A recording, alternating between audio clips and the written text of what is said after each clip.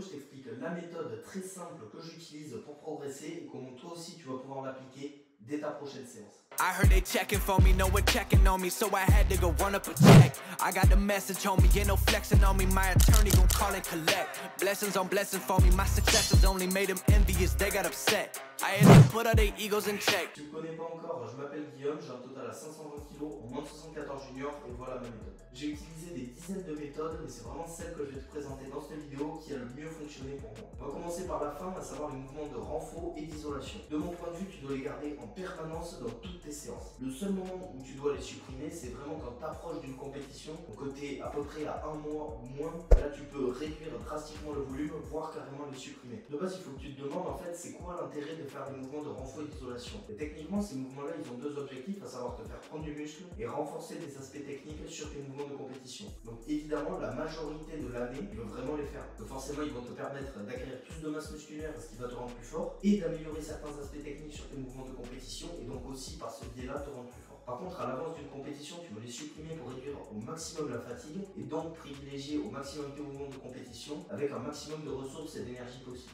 Si tu es intéressé par la force athlétique, sache que je poste entre 3 et 4 vidéos chaque semaine, donc n'oublie pas de t'abonner et d'activer la cloche si tu veux être notifié dès que je sors une nouvelle vidéo. Maintenant qu'on s'est débarrassé des mouvements de renfort et d'isolation, on va enfin pouvoir commencer à parler des trucs intéressants, à savoir les mouvements de pompe. Ça va peut-être te surprendre, mais la stratégie que j'utilise, elle est extrêmement simple. J'ai intégré déjà ce que j'appelle un format. Donc un format, c'est quoi? Pour moi, c'est une combinaison de série et de rep. Par exemple, 5x5 c'est un format, 4x2 c'est un format, 3x6 c'est un format. Ça, c'est que des formats différents. Donc en fait, c'est série plus rep. Pour moi, ça, c'est ce que j'appelle un format. Ce que j'aime bien faire, c'est prendre un format sur la première semaine, commencer extrêmement léger et monter le poids au fur et à mesure des semaines. En général, vu que j'ai deux variantes, je vais avoir un format sur un jour et un autre format sur l'autre jour que je vais continuellement répéter en rajoutant du poids. Évidemment, cette stratégie, je la fais actuellement. Ça ne veut pas dire que je la ferai dans 2 ans, ça ne veut pas dire que je la ferai dans 5 ans. Là, je te donne une stratégie qui, pour l'instant, fonctionne pour moi, mais elle est apte à changer. Le truc essentiel avec cette méthode, c'est que tu vas devoir commencer extrêmement léger. Donc, c'est très compliqué mentalement et ça va mettre un gros coup dans ton ego, mais c'est super important que tu commences léger. Imaginons que tu sais que ton max sur un 4x5 ça peut être 160 kg,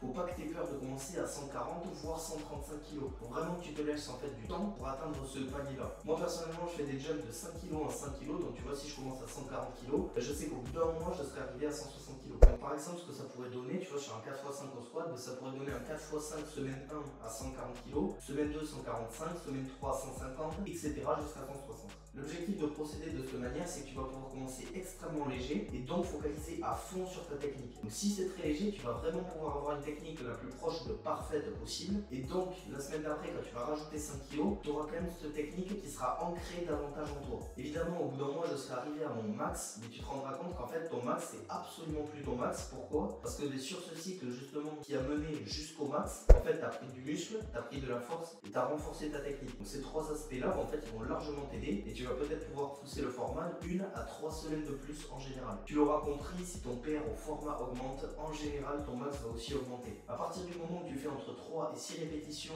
et où tes variations sont vraiment focalisées sur tes points faibles, il n'y a aucune raison que ton max n'augmente pas en faisant un PR au format. Pour finir, un des aspects les plus importants et personnellement un des aspects que je trouve le pire, c'est les deloads. Un deload, en général, c'est une semaine pendant laquelle tu vas t'entraîner très facilement. Donc ça va être du RPE 4, 5, peut-être 6. L'objectif du deload, c'est vraiment de réduire au maximum ta fatigue, continuer quand même à travailler ta technique, donc probablement sur des mouvements de compétition pour être efficient sur le mouvement de compétition et donc pas forcément sur une variante. Malheureusement, on voit beaucoup trop de personnes qui s'entraînent sans même savoir ce que c'est qu'un deload. Mais en vérité, si tu te laisses que 2 jours de repos ou 1 jour ou quoi que ce soit, tu vas finir par te blesser, c'est qu'une question de temps. Pour que tu aies une idée du niveau d'intensité qu'il faut pendant un deload, tu vois les vieux que tu juges à chaque fois que tu vas à la salle, en gros, il faut exactement que tu aies le même niveau d'intensité sur le mouvement de pompe. Le deload, c'est un super moyen déjà pour faire récupérer ton système nerveux, mais aussi pour relâcher quelques douleurs que tu pourrais avoir. Si tu as des douleurs au niveau des ligaments, des tendons, etc., ben n'hésite surtout pas à faire un deload parce que ça peut t'aider. Le fait de t'entraîner vraiment facilement, ça veut dire que tu vas mettre des charges qui sont pas très lourdes et donc que ton corps peut supporter très facilement. Personnellement, je préfère intégrer un deload toutes les 6 à 8 semaines. Ça me permet de ne pas faire un deload tous les mois parce qu'en fait, tu te retrouves avec 12 deloads dans l'année et c'est vraiment énorme. Mais ne pas non plus en faire un tous les 6 mois parce que tu te retrouves avec 2 deloads dans l'année et ton corps il récupère pas. Et après, tu vas t'étonner de pourquoi tu progresses pas. Regarde cette vidéo pour connaître les 5 habitudes qui m'ont le plus aidé à progresser en force athlétique. Lâche un like si cette vidéo t'a été utile.